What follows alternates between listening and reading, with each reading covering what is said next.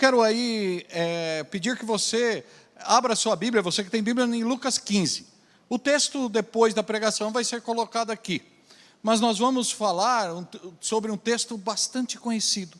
Lucas, capítulo 15, é o texto onde Jesus contou 3 parábolas sobre a alegria do encontro. A parábola da ovelha perdida, nós vemos ali que foi o pastor perde uma ovelha, encontra a ovelha e depois ele chama todos para se alegrarem. A parábola da moeda perdida, onde a senhora tinha 10 moedas, perde a moeda, encontra a moeda e depois de encontrá-la, ela também chama os seus vizinhos para se alegrar com ela pelo encontro da moeda. E por fim a parábola do filho pródigo, que não foi perdido, mas esse sai. E quando ele volta para casa, o pai oferece uma festa e se alegra. Algo interessante, meus irmãos, que eu ouvi, eu estava lendo novamente, que essa festa, essa alegria do pai, ela tinha que ser feita. Porque lá em Deuteronômio, capítulo 21, de 18 a 21, de acordo com a lei de Moisés, o filho que fosse rebelde, o filho que fosse desobediente, o filho que ele não obedecesse ao pai, ele deveria ser apedrejado pelos líderes daquela comunidade. Então, quando esse filho retorna, o seu pai sai correndo para abraçá-lo por causa disso. Ele tinha feito algo que não deveria fazer, pedido a sua parte da herança, da qual ele só tinha direitos quando o pai morresse. Mas nessas 3 parábolas, como eu falei para os irmãos, algo aqui, ele está destoando. Porque além da alegria e da felicidade, há alguém nessa parábola que não está feliz. Alguém nesse texto que está triste, está invocado. E o capítulo 15 de Lucas é o coração do evangelho, desse evangelho. É o que poderia também, meus irmãos, se você ler todas essas 3 parábolas, você vai encontrar o ponto alto da mensagem universal do evangelho. Qual é a mensagem universal do evangelho? A salvação, através de Cristo Jesus. Cristo morreu na cruz para que eu e você fôssemos salvos. Nesse capítulo nós temos a bondade de Deus, a graça e o amor dele por nós. Quando nós lemos esse capítulo, nós vamos ver essa alegria. Nesse capítulo, nós encontramos aqui a revelação do julgamento, que divide as pessoas entre os que aceitam e os que rejeitam a mensagem do evangelho, olhando para o filho pródigo e o filho mais velho. Por Jesus fazer diferença entre as pessoas, não fazer diferença entre as pessoas, por pregar a sua palavra, por amar a todos, muitos dos pecadores, se os irmãos abrirem ali, alguém está aberto a Bíblia? Me ajudem aí, leia o versículo 1 para mim de Lucas 15, bem alto.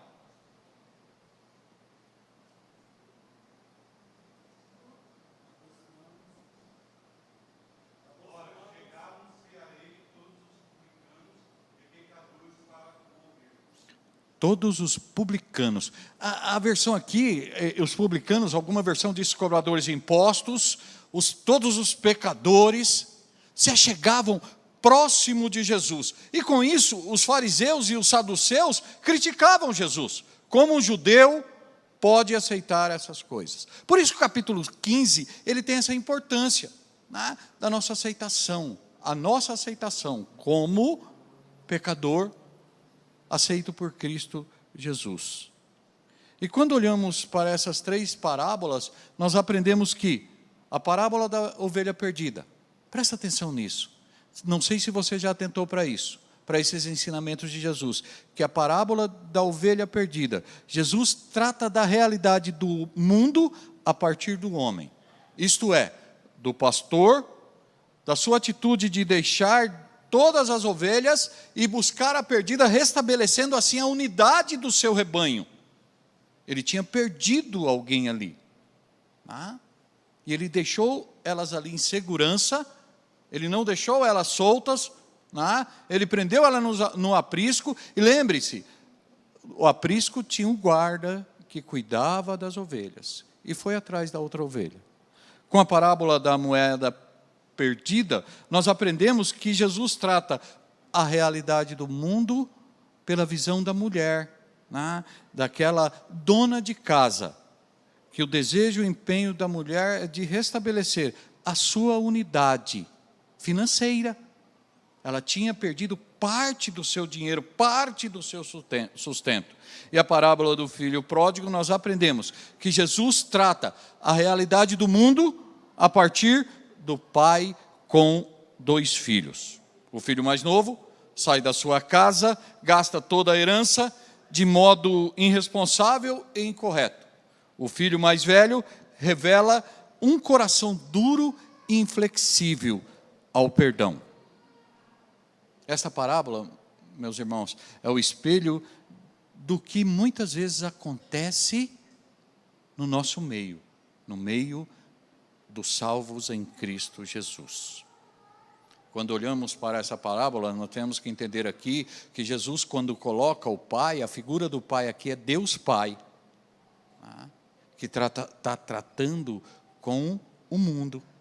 E lembrando que Jesus aí está tratando com os fariseus e saduceus que estavam aí dizendo para ele, olha, esses cobradores de impostos, esses pecadores, não pode estar no nosso meio. Como você se ajunta com ele?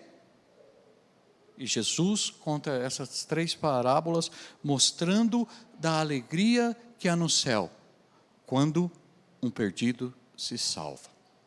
Enfatizando isso nas 3 parábolas. Olha, perdeu a ovelha, foi, se alegrou. Perdeu a moeda, achou, se alegrou. O filho estava distante, voltou, se alegrou. É isso que Jesus quer ensinar-nos com essas 3 parábolas. Que Ele dá importância para mim e você. Dá importância para quem está perdido. Agora, quando nós olhamos a atitude do filho mais velho, ele revela o perigo de se estar. E é sobre isso que eu quero falar essa noite. De se estar na casa do Pai. E a casa do Pai aqui vamos entender como a igreja de Cristo Jesus.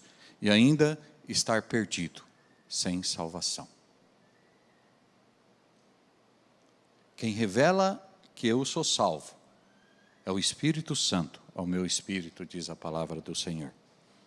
Quando olhamos para esse filho da parábola, Jesus estava aqui representando, mostrando do filho, mas ele estava apontando para os escribas e para os fariseus, que se consideravam santos e desprezavam os outros. Esse filho, hoje, representa aqueles que estão dentro da igreja, obedecendo aos rituais, vindo aos cultos, até orando, até dizimando. São aqueles que não se enveredam pelos antros do pecado. Eles não adulteram, não roubam, não matam, mas estão perdidos, sem salvação dentro da igreja. Esse filho aqui representa isso. E nós temos que olhar para a nossa vida. Certa feita, quando adolescente, eu numa pregação, o pastor disse assim, você tem que ter cuidado, a escada que você está fazendo na sua salvação, para quando você chegar não se assustar, falar, poxa, que o céu é quentinho, e quando você vê, você está no inferno. E nós vamos ver que não é a atitude que nos leva para o céu. Aqui com a equipe de adoração não combinei nada, mas se você prestou atenção nos louvores que nós cantamos, ele fala sobre a salvação de Cristo Jesus, maravilhosa graça, esse último que nós cantamos. Você tem certeza da sua salvação? Você tem certeza que você é salvo por Cristo Jesus? Ah, mas pastor, eu posso ter certeza? Deve ter certeza. Se não tem certeza, você não é salvo, talvez. Mas o texto nos mostra, aqui é sobre isso que eu quero falar, e aí eu gostaria que você colocasse o texto lá para mim, por gentileza. E eu creio que eu tenho, nós estávamos até conversando, estava conversando com o Aguinaldo quando nos visitou, lá em Pirapozinho, eu moro em Pirapozinho, uma cidade muito boa. Ontem nós estávamos na praia, estava 20 graus. Lá em Pirapozinho, 36 graus. Uma cidade boa. Boa que a Simone, coitada, sofre, mas é boa. Uma cidade boa, a gente estava comentando da versão da linguagem que os irmãos usam. E eu lendo sobre essa linguagem, a NAA diz que é uma das melhores traduções que nós temos hoje. Junto com algumas outras, mas que a NAA ela é muito boa.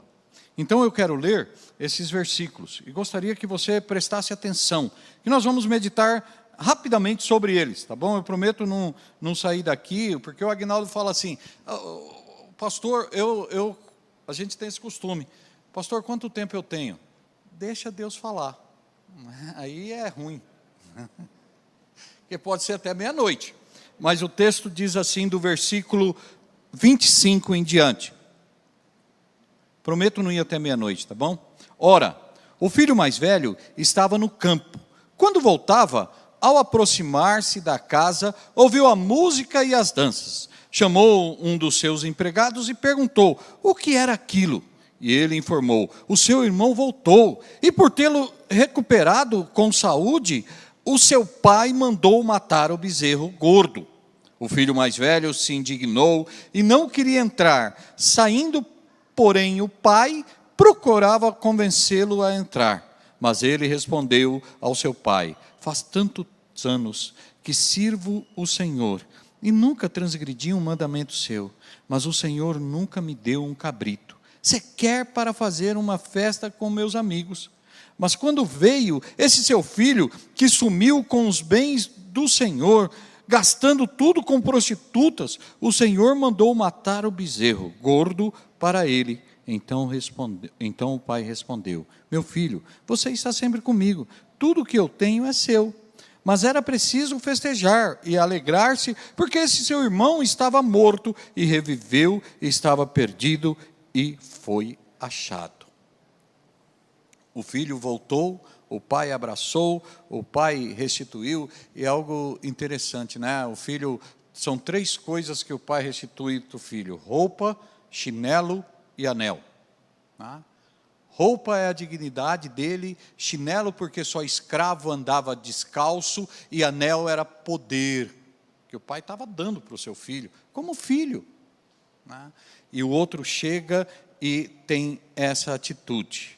E hoje, meus irmãos, eu quero meditar, deixa eu me achar aqui, para não me perder,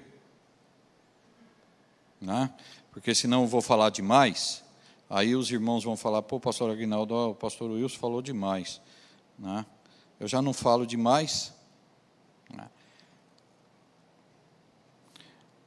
Nós vamos ver aqui a atitude desse jovem que, ao olharmos para ele, nós devemos olhar para a nossa vida e vermos se temos as mesmas atitudes ou atitudes diferentes. E através das atitudes que ele tem, demonstra que ele estava na casa do seu pai, mas estava perdido. E se nós temos essa atitude, nós podemos estar dentro da igreja e estarmos sem salvação. Ou podemos estar dentro da igreja e não estarmos consagrando nossa vida, vivendo dissolutamente, vivendo conforme achamos que devemos viver, não conforme a palavra de Deus nos orienta. Então, eu quero aqui mostrar algumas atitudes deste jovem para olharmos para a nossa vida. Primeira atitude, que devemos olhar para a vida dele, que não devemos ter. Ele não obedecia os mandamentos de Deus. E aqui eu quero fazer como Jesus fez ali em Mateus capítulo 37. Jesus, ele pega todos os mandamentos e coloca 2 mandamentos. Tá bom? Amar a Deus sobre todas as coisas, de todo o teu coração, de todo o teu entendimento, de toda a sua força. E amar o seu próximo como a ti mesmo. Para pensar. Esse jovem, ele não amou o seu irmão. Porque quando ele é restituído, ele fica triste porque seu irmão voltou. E por que ele ficou triste? Meus irmãos, como a parábola lá do fariseu e do rico, esse jovem, esse segundo irmão, ele podia ter razões por ficar preocupado com a atitude daquele irmão. Porque o que ele fez? Ele chegou no seu pai e disse assim: pai, me dá minha parte na herança, que eu vou embora. Depois ele gastou tudo, voltou. Ele merecia ser restituído com toda a pompa? Seja sincero, merecia ou não? Não. Racionalmente, não. Mas quando nós pensamos friamente assim, nós estamos dizendo para aquele que está perdido lá fora, para aquele que não tem Cristo Jesus, que é estuprador, que é corrupto, que é pedófilo, que ele não merece a salvação. Nós estamos nos basando na nossa justiça, não no amor de Deus, porque Deus amou o mundo de tal maneira que deu seu único filho para que todo aquele que nele crer, seja o ladrão, seja aquele que não é ladrão, seja o assassino, seja aquele que nunca matou ninguém, seja o estuprador, seja aquele que nunca estuprou ninguém, seja o mentiroso, seja aquele que procura não contar mentiras, ele crer em Jesus, ele seja salvo. E Deus ama. E se nós amamos a Deus, nós devemos cumprir os seus mandamentos. Em 1 João, capítulo 2, 3 a 6, diz assim: nisso sabemos que temos conhecido a Deus, se guardamos os seus mandamentos. Aquele que diz, eu o conheço, mas não guarda os seus mandamentos, esse é mentiroso e a verdade não está nele. Mas quem guarda a sua palavra, nele verdadeiramente tem sido aperfeiçoado o amor de Deus. Nisso sabemos que estamos nele. Quem diz que permanece nele, esse deve também andar como ele andou. Você ama Deus de toda a sua força, de todo o seu entendimento, de todo o seu coração? Você ama ao seu próximo? Meus irmãos, eu por muito tempo, eu me amei de uma forma, ainda me amo, eu ainda me amo. Porque se você não se ama, você está com problema, você não vai cuidar de você. Mas eu me amava mais do que eu deveria me amar, acima das pessoas. E a palavra do Senhor diz que eu não devo amar as pessoas, eu acima delas, mas eu devo amá-las como a mim mesmo. E outro texto diz que eu devo amar como Cristo me amou. E aqui é ação, não é emoção. Eu não amo o pastor Aguinaldo porque ele é meu amigo, porque ele ora por mim, porque ele está comigo. Não é por causa disso que eu devo amá-lo. Nós tivemos um estudo sobre o Sermão do Monte, e ali diz que eu devo amar o meu inimigo. E quando você vai para o Velho Testamento, diz é só novo nada, é no Velho Testamento. O Velho Testamento diz, se você encontrar o animal do seu inimigo perdido, você deve pegar o animal e levar para o seu inimigo, porque amor é ação, não é emoção. Amor não é dizer eu amo o irmão, eu amo ele muito, daí não amo e não cuido dele. Amor é cuidar. Por isso que Jesus fez por mim e por você. Era isso que Jesus estava dizendo para esse filho, que ele estava errado, que ele não estava amando o seu irmão. E ao irmão, presta atenção nisso, 1 João 3,16. Não é João 3,16 não, é 1 João. Diz que eu devo amar o meu irmão como Cristo me amou e morrer por ele. Você tem amado o seu irmão assim?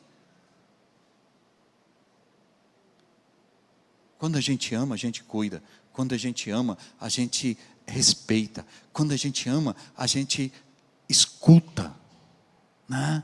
Ouve, presta atenção. Quando a gente ama, a gente ampara quando esse cai. Porque quando nós olhamos no amor a Deus, foi isso que Ele fez comigo e com você. Isso é amar o seu irmão. Você tem amado o seu irmão assim? Essa pandemia, eu cometi um erro. Tá bom? Quando nós fechamos. Eu fui na falácia, e se o pastor Aguinaldo, pastor, vocês falaram, me perdoe. Tá? Foi erro meu, só eu errei. Eu falei que a igreja podia fechar tranquilo, porque a igreja somos nós. Não é mentira, somos nós. E que nós podíamos ficar em casa. Podemos nada. A igreja é isso aqui. Ó. Essa é a igreja de Cristo Jesus. Foi para isso que Cristo criou a igreja. Para que eu e você pudéssemos estar juntos, demonstrando o amor. Quando eu olho para Atos capítulo 2, capítulo 4, eu choro muitas vezes. Porque muitas vezes nossa igreja não está vivendo aquilo. Porque capítulo 2 e 4 mostra que aquela igreja caiu na graça do povo. E sabe por que aquela igreja caiu na graça do povo? Porque ela amava Deus sobre todas as coisas. De todo o seu entendimento, de toda a sua força. Porque quando Pedro, os discípulos, eles foram espancados, quando eles foram ali açoitados por causa do evangelho, eles saíram alegres, cantando, sorrindo, por serem merecedores de ter sido castigado por Cristo Jesus. Hoje nós se esperneamos, porque muitas vezes nos falta algo, porque o pastor puxou a orelha, ou porque o irmão disse isso para mim, eu estou lá como voluntário, e aquela igreja apanhando, aquela igreja onde Jesus antes tinha dito para os seus discípulos, que ele falou do dinheiro lá, daí os discípulos falaram, mas mestre, é difícil hein, assim, hein? Ele falou, eles foram, querem ir você também? Porque Deus quer, salvos em Cristo Jesus, que os ame de todo o coração, de todo entendimento, de toda razão. E ame ao próximo como a ti mesmo. Você tem amado assim? Se não tem, duas ou uma, está aqui dentro, perdido. Ou porque você não entendeu isso, agora você entende. O amor a Deus, ele é acima de todas as coisas. Seguido do amor ao próximo, porque Jesus quando fala lá em Mateus capítulo 22, 36 a 40, que ele vai falar sobre isso, ele diz assim, amar a Deus e igualmente o próximo como a ti mesmo. Bom, hoje você entende, é ação, por isso que Paulo diz, suportai-vos uns aos outros, considerai-vos uns aos outros superiores a você. Amor. Segunda atitude que teve esse filho, ele estava dentro da sua casa, mas ele confiava na sua justiça.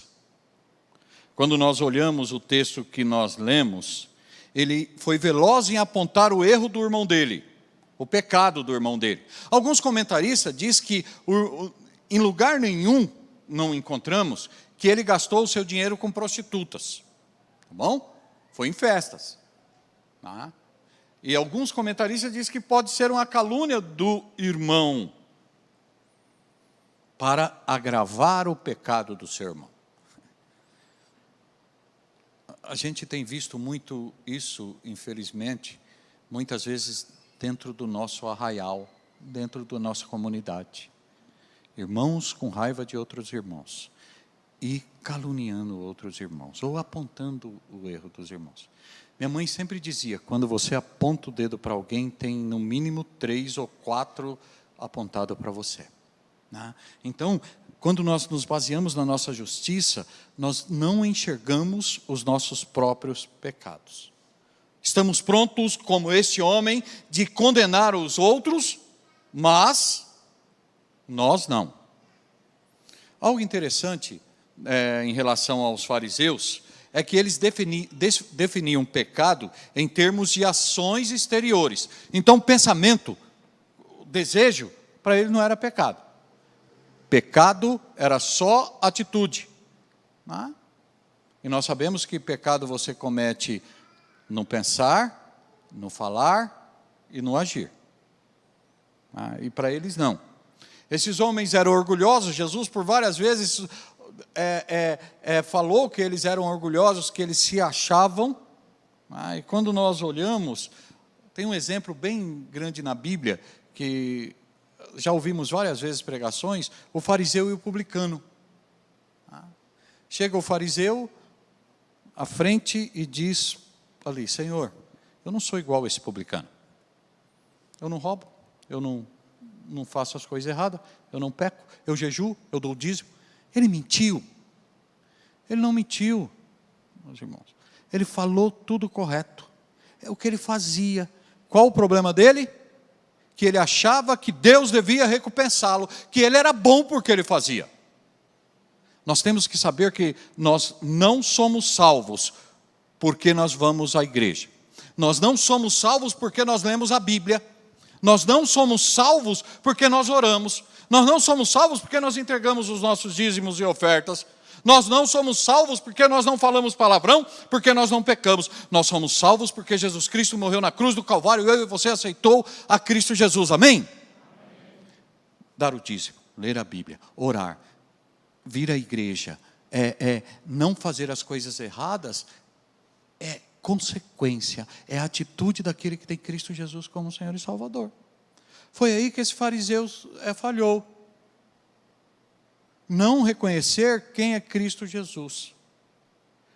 E quando nós estamos basando a nossa justiça, nós nos olhamos assim: eu sou crente, eu sou salvo, eu vou na igreja. Nessa pandemia eu só não fui na igreja porque fechou. Eu escutei isso lá, meus irmãos. Nunca deixei tanto de ir na igreja, eu sempre estava lá. Agora está fora. Esse irmão não foi na igreja até hoje. Então esse homem, esse filho, ele se achava justo. Se eu não me engano, o salmista disse que a nossa justiça é como o trapo de imundícia. O trapo que embrulha o leproso, que enrolava o leproso. Vale nada. Terceira atitude que eu não devo ter: você não deve basar na sua justiça, a justiça de Deus. Você é salvo porque Cristo morreu na cruz para te salvar.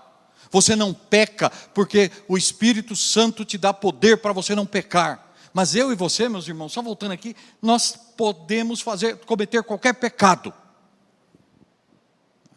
Um pecado que tem me assustado, eu tenho orado muito, é o suicídio. Pecado não, uma atitude, o suicídio, pecado. Quem sou eu para dizer que é pecado? Não disse que é pecado, tá bom? Mas o suicídio. Porque por um tempo eu entendi que o salvo em Cristo Jesus não podia se suicidar. Eu conheci um homem de Deus. Um homem que andava no caminho do Senhor. Pregava a palavra do Senhor. E tirou sua vida.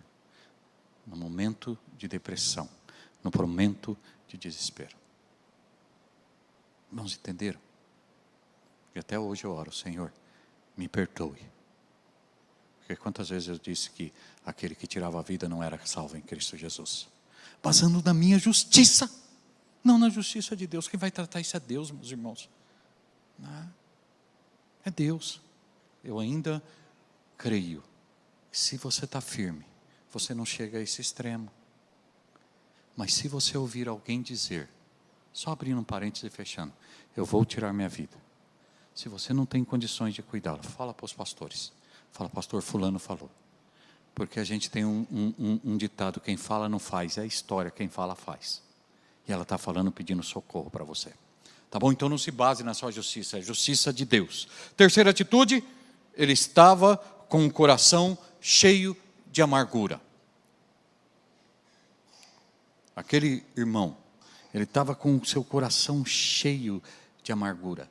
Ele estava com um complexo de santidade, rejeitando aquele irmão marginalizado. E ele diz assim: mas ele respondeu ao pai, versículo 29, olha, todos esses anos eu tenho trabalhado como um escravo ao teu serviço. Nunca desobedeci, eu sou bom. Eu nunca desobedeci o Senhor. O Senhor mandava, eu fazia. Mas tu, olha, ele se sentindo rejeitado. Tu nunca me destes um cabrito. Aí rejeitando aquele marginalizado. Mas quando esse aí volta para casa, você pega um boi cevado e faz para ele. A Bíblia diz que eu devo me alegrar com os que se alegram e chorar com os que choram. Chorar com o que chora é fácil. É fácil, se alguém sofre, a gente chora. Agora, se alegrar com aqueles que se alegram, meus irmãos, como é difícil, né? Estamos orando, seu nome, meu irmão? Cosme. Está eu e Cosme orando para ter um carro. A gente precisa trocar o carro. E a gente está orando. E a gente está orando junto. Combinamos, vamos orar, Cosme? Vamos, a gente tem o mesmo propósito, vamos orar. Aí depois de um mês de oração, o Cosme vem, pastor, eu troquei de carro. Meu irmão, eu vou chegar para Deus e vou falar, Deus, eu sou pastor, e o senhor dá o carro para o Cosme? E para mim, não. Não é muitas vezes assim, meus irmãos. A gente vê os irmãos sendo abençoados, prosperando financeiramente, ou comprando sua casa, e você precisa. A primeira atitude nossa é a alegria com aquele irmão, nós não deixamos de nos alegrar. Mas nós também chegamos para Deus, Deus, por que só para ele? Por que o Senhor não me deu? Pastor, eu faço isso e agora eu fiz. Irmãos, é normal você ter esse sentimento. O que não é normal é a atitude que esse irmão teve. Deus, agora não vou mais para a igreja. O Cosme, agora não vou mais louvar. Eu louvo, o senhor peça o carro, aquele irmão nem louva, só vai na igreja de vez em quando, o senhor dá o carro para ele, não vou. Foi essa atitude desse daqui. Eu tenho trabalhado para o senhor aqui, é toda semana. Sabe quantos dias eu ensaio? Ele fala isso para o pai, como o pai não soubesse. E muitas vezes nós estamos falando isso para Deus, cheio de amargura o nosso coração, porque nós somos santos. E isso traz amargura ao coração. Ao ponto dele dizer, olha, o seu filho, perdão, meus irmãos, não existia no vocabulário dessas pessoas. Você perdoa fácil? Pastor Carlos Inácio Rodrigues, pastor da primeira igreja batista em Lausanne Paulista, ele disse para mim assim, Wilson, quando você for ordenado e você começar a pastorear, seu coração vai mudar para um coração de pastor. 33 anos, 31 anos, servindo como policial militar. E na época eu estava com 15 anos, servindo. Falei, esse pastor está doidão, mas eu vou tentar, né? E mudou, meus irmãos. Mudou porque eu me rendi aos pés de Cristo Jesus. E aquele texto de Mateus, capítulo 6, versículo 14 e 15, ele fica na minha mente. Se você perdoar, você é perdoado. Se você não perdoar, você não é perdoado. E aí, ultimamente, eu ouvi uma frase, disse que quando você não perdoa, você toma um cálice de veneno toda manhã. Quem sofre é você, não é a pessoa. Então você, para não ter o coração amargurado, perdoe. Segunda atitude que ele tinha com o coração amargurado, ele não quis estabelecer ou restabelecer o seu relacionamento com o irmão. Ele não quis de jeito nenhum. O pai foi lá, chamou ele para entrar, para festejar, para se entrosar com o irmão. Eu não vou. Agora pensa você, será que você tem alguém que você precisa restabelecer o seu relacionamento? Tem em 1 Pedro, ele diz assim, quando o marido está brigado com a mulher, e ele ora, a oração não é ouvida. Tá bom? Para o marido. Eu posso pegar esse princípio e dizer assim, se seu relacionamento está quebrado com algum irmão, a sua oração não é ouvida por Deus. Não passa da parede. Então você precisa restabelecer. Estudamos sobre o amor ao inimigo, ali junto com os irmãos. E aí o irmão chegou para mim, lá a cidade de Sandovalina, o pessoal, eles são muito sinceros né? Uma cidade pequena, uma cidade de agricultura, e eles falam o que eles estão sentindo. Eles não escondem. Ele falou: pastor, é muito bonito isso, perdoar o inimigo. Pastor, é difícil, pô. Eu perdoo, ele me magoou, eu perdoo, ele me magoou, vai perdoar de novo? Quantas vezes eu devo perdoar? E se ele não quiser, pastor, andar comigo? Porque eu creio, meus irmãos, em primeiro lugar, perdão é restituição.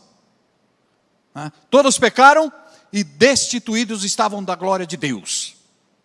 Porque Deus amou o mundo de tal maneira que deu seu Filho unigênito para que todo aquele que nele crê não pereça, mas tenha vida eterna. Restituição. Eu estava destituído da glória de Deus, aceitei Jesus, Jesus me pegou, Deus me pegou, colocou em sua presença. Isso é perdão. Eu devo perdoar como Jesus me perdoou. Essa é a base. O que depender de mim e de você, nós devemos ter paz com todos. O que depende de mim e de você. Eu peço perdão para alguém, e alguém fala: eu não quero nem saber de você, por favor. Eu fiz minha parte. Se aquela pessoa precisar, aí que está o segredo, eu vou ajudá-la. É isso que ele ensina, quando ele fala para você amontoar brasas na cabeça do seu inimigo. Não é botar fogo no inimigo, não. Não. É você cuidar dele, alimentá-lo, sustentá-lo se precisar.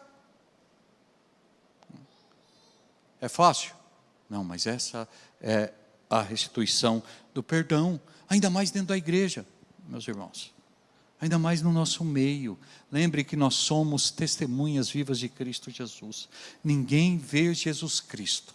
E quando nós estamos com o coração amargurado e nós estamos com o relacionamento quebrado com o nosso irmão, quando alguém vem falar dele, nós vamos ou fazer caras e bocas. Queria eu ter tempo que eu ia chamar minha filha aqui, a Tayane, que ela faz caras e bocas. Aquela ali é boa de caras e bocas. Não sei se você tem filho que faz caras e boca. Na hora que você fala algo que ela não fala nada, mas ela vira o zóio que fica só o branco do zóio. Nós fazemos ou falamos.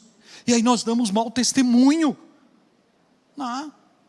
Porque a palavra diz que eu devo amar o meu inimigo, eu devo ter um relacionamento. E lembra, a igreja de Cristo Jesus foi vista pelo mundo no começo por causa dessa unidade, desse amor. Meus irmãos, nós somos diferentes. Meu pai, minha família é diferente. Meu pai é alagoano, minha mãe era pernambucana. Os pais da Simone, os avós dela, era europeu. Um era espanhol e o outro italiano. Eu e Simone somos muito diferentes. Mas nós andamos juntos, em unidade. E nós nos amamos e nós temos as nossas diferenças. Podemos até dar aquele toquinho e se juntar. A igreja é assim. Não é a unidade, o relacionamento aqui, não é o concordar, mas se houve, nós andamos juntos. E ele não queria. Isso fazia ele estar dentro com o seu coração amargurado. E a Bíblia diz, já estou chegando, deixa eu ver que oração aqui, já falta só 5 pontos, tá bom? A Bíblia diz que quem não ama seu irmão, não conhece a Deus. 1 João 4,8. Lembrando que amor é ação. Não é dizer, eu amo, pastor, mas eu não quero nem ver. Foi o que o irmão falou para mim: pastor, eu perdoo. Mas eu não vou andar com ele nunca mais. Se precisar de mim, eu nem vou ajudar. Eu posso mandar outro ajudar. Está errado. Isso não é perdão. Isso não é amor. Porque quem aqui tem um filho e abandona ele? Ninguém. Nós não abandonamos. Os nossos filhos podem errar do jeito que for. Nós podemos falar mal dele, mas quando alguém fala, você já quer voar na garganta, mesmo ele estando errado. Meu filho não presta mesmo. O que você falou? Mas foi você que falou. Não, eu falo, você não. E nós temos que ser assim, e não falar. Meus irmãos, se eu tenho que falar de algum irmão, eu tenho que falar para Deus, que é meu Senhor e seu Senhor. Senhor, olha lá.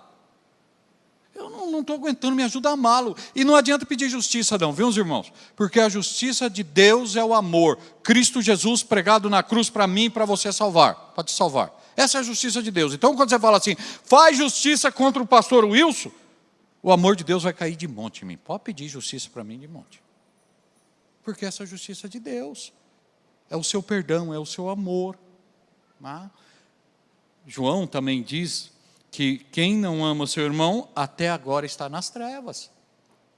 Então é importante nós sabermos disso. Porque aquele filho pródigo, ele desconhecia o que era amor. Ele vivia mergulhado no ressentimento. Ele via o seu irmão como um rival, que iria tomar o dinheiro à parte dele. E nós não temos isso no reino dos céus. Mas, muitas vezes, quando nós olhamos para o ladrão na cruz, nós dizemos, que vida fácil teve aquele camarada. Nós já estamos aqui sofrendo. E podemos sofrer muito mais como igreja de Cristo Jesus. E aquele camarada nem sofreu, ele estava pagando os atos dele. E ali na cruz ele vira para Jesus, Jesus, lembra de mim quando entrar no paraíso. Jesus fala, hoje mesmo estará comigo no paraíso. Que ele sofreu como crente. Mas aqueles crentes que depois dele surgiram, podia ter chegado para Deus, e nós não encontramos isso, meus irmãos. Olha, Deus, o Senhor lá no ladrão salvou fácil, nós aqui estamos sendo comidos por leões. Olha, Deus, olha o Nero, já jogou um monte de óleo na gente, aquele ladrão o Senhor salvou, eu não, eu vou morrer queimado aqui. Não fizeram isso, porque eles não tinham seu coração cheio de rancor e não basavam na sua justiça. E também o rancor vem quando o rancor, esse rancor, tá bom? Ele não é pior do que a atitude daquele filho pródigo, daquele que abandonou o evangelho. Quando nós lemos ali, e olhando, acreditando que esse filho se perdeu na imoralidade, quando nós lemos Gálatas 5, 19 a 21, que ele fala do fruto do pecado, ele vai mostrar ali 3 pecados na área de imoralidade e 9 pecados na área de mágoa, ressentimento e ira. E esses são os que mais nós toleramos. Não é que cometemos, não. Como igreja de Cristo Jesus, nós toleramos. Porque a gente muitas vezes, meus irmãos, e eu tenho pregado isso lá, viu, pastor Aguinaldo? Muitas vezes nós jogamos a responsabilidade da disciplina para o pastor. Mas quando nós lemos Mateus 18, a disciplina não é do pastor. O pastor é aquele que conduz.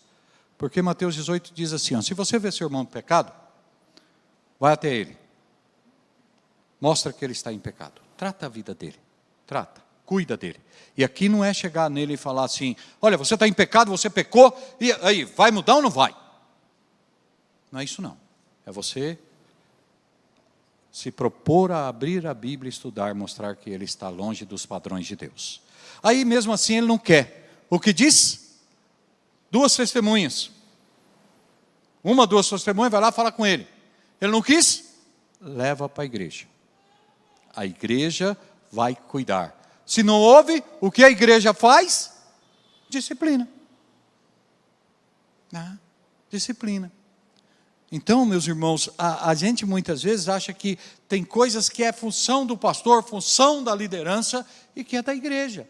O corpo de Cristo Jesus, dirigido por aquele que Deus chamou para servir a igreja, para estar com a igreja, o pastor. Mas o pecado do ressentimento, da mágoa, da ira, ele é igualzinho o pecado do adultério, da prostituição, do homicídio. É o mesmo pecado. Isso traz amargura em nossos corações. Última atitude que você deve ver se você tem ou não na sua vida. Vive dentro da igreja, mas não se sente dono do que é do Pai. Quantos vivem assim, meus irmãos? Quando o filho fala para o pai que ele nunca pegou um cabrito, disse que ele não tinha nada, o pai responde para ele assim: meu filho, você sempre está comigo, tudo que eu tenho é seu. Ele era rico, mas estava vivendo na miséria. Ele nunca fez uma festa, declarava ele com seus amigos. Ele sequer um cabrito teve, né? Ele vivia mais ou menos como Absalão. Não sei se você sabe quem é Absalão, filho do rei Davi. Ele queria de todo jeito o trono que era dele, né? Até perseguiu seu pai em certo ponto. E aí ele foi preso em Jerusalém. Ele vivia em Jerusalém, mas ele estava fora das vistas, ele não podia ter a presença do seu pai. Muitos hoje, meus irmãos, estão dentro da igreja, vivendo miseravelmente. Eu não estou pregando aqui a teologia da prosperidade, que eu não acredito, tá bom? Da barganha, do dizer que eu vou ficar rico porque eu sou filho de Deus. Para. Né? Eu ouvi uma pregação de um pastor, que ele disse assim: muitos crentes hoje estão reclamando aí, que pode vir uma perseguição. Mas quando nós olhamos o Velho Testamento e o Novo Testamento, os cristãos viveram debaixo de perseguição. Por que nós somos melhores do que ele?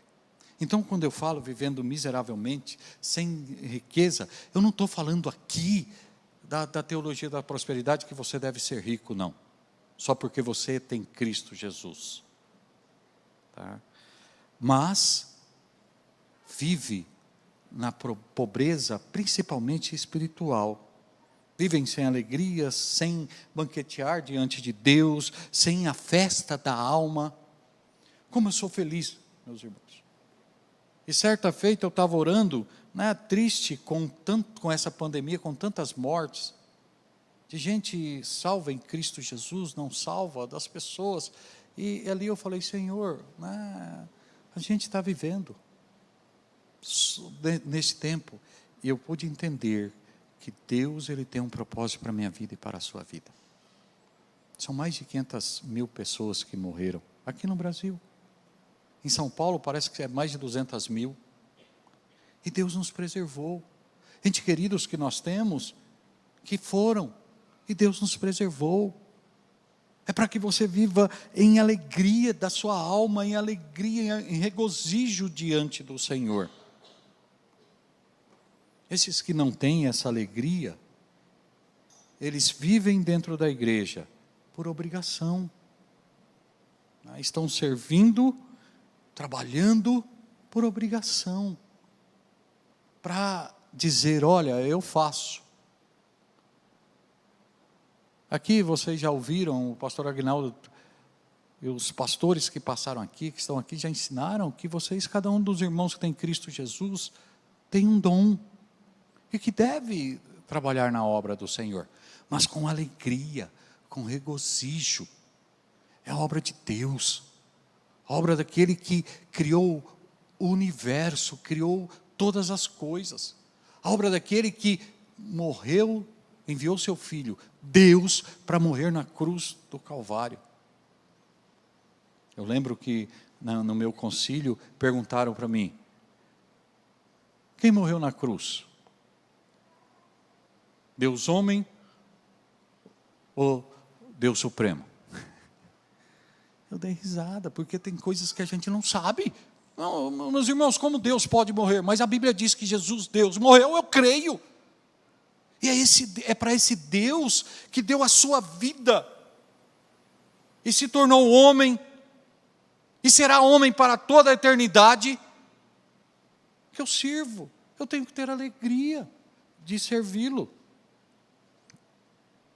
Senão nós vamos parecer com aquele homem, né, que comprou, não sei se você já ouviu essa ilustração, ele comprou uma passagem no cruzeiro, para um cruzeiro.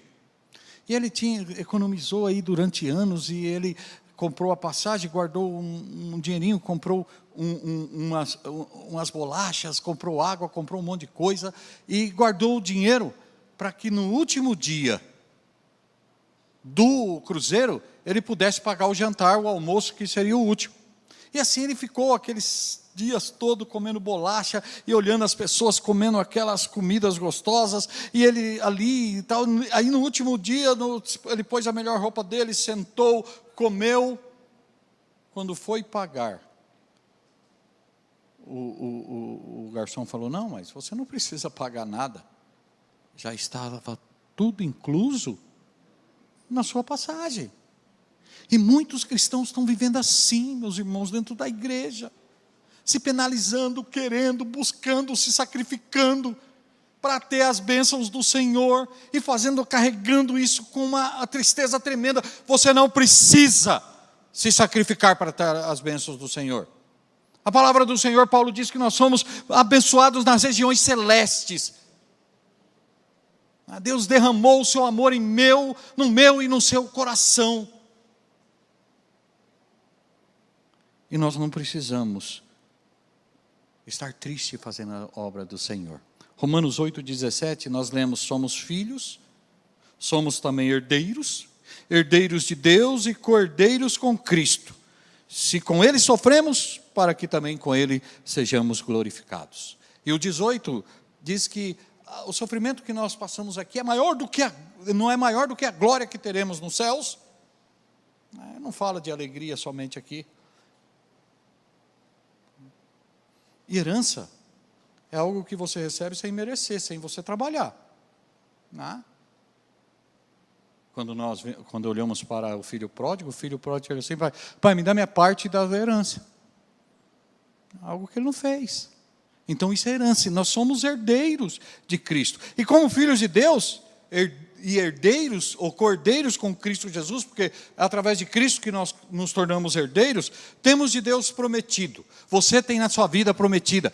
Creia nisso, viva, e isso vai te dar alegria. Você tem uma vida abundante. João 10,10 diz que nós temos neste mundo uma vida abundante. A abundância de alegria, a abundância das coisas não começam só na eternidade, começam aqui. É promessa do Senhor, e aquilo que Ele promete, Ele dá. Outra promessa que Ele diz, que nós temos rios de águas vivas. João 7,38. Nós temos riquezas insondáveis do Evangelho. Efésios 3,14. Eu e você temos a suprema grandeza do poder de Deus. Meus irmãos, como é bom você ter a unção, o poder do Espírito Santo na tua vida. Se nós não tivéssemos, nós estávamos aí num sofrimento tremendo. Não sei se você tem algum parente que não é crente, e que diante dessa pandemia pegou o Covid, e estava com medo de morrer. É um desespero tremendo, porque ele não sabe para onde ele vai. Quem quer morrer aqui, levanta a mão. Quem quer ir para o céu aqui, agora levanta a mão. Só os 2, 3 irmãos. Aleluia. Eu não, Aguinaldo, eu levantei a mão só para você. Eu quero ir para o céu, mas eu não quero morrer. Deus sabe do meu coração, é claro que eu quero ir para o céu. Se Deus chegasse: Wilson, vamos para o céu, eu falo: vamos embora, porque eu sei que não tem sofrimento nenhum. Mas nós sabemos disso, não é que nós queremos, mas nós temos o poder de Deus que nos testifica isso. Nós temos, meus irmãos, prometido por Deus, e você pode analisar todo o sofrimento que você passou na sua vida, a paz que excede o seu entendimento. Não é verdade? No meio dessa pandemia toda, você está em paz? Você está aqui louvando a Deus? Você está aqui, você ter alegria? É a paz de Deus. Porque essa doença é uma doença louca. A minha filha mais velha pegou 2 vezes, a mais nova pegou 1. Da mais velha, eu e Simone e o Pedro, tivemos contato com ela ali, junto, e não pecamos. Nós temos uma irmãzinha lá na igreja, que ela tem 85 anos, 84 anos. A cuidadora dela pegou, faleceu, e ela não pegou. Meus irmãos, é coisa que a gente não compreende.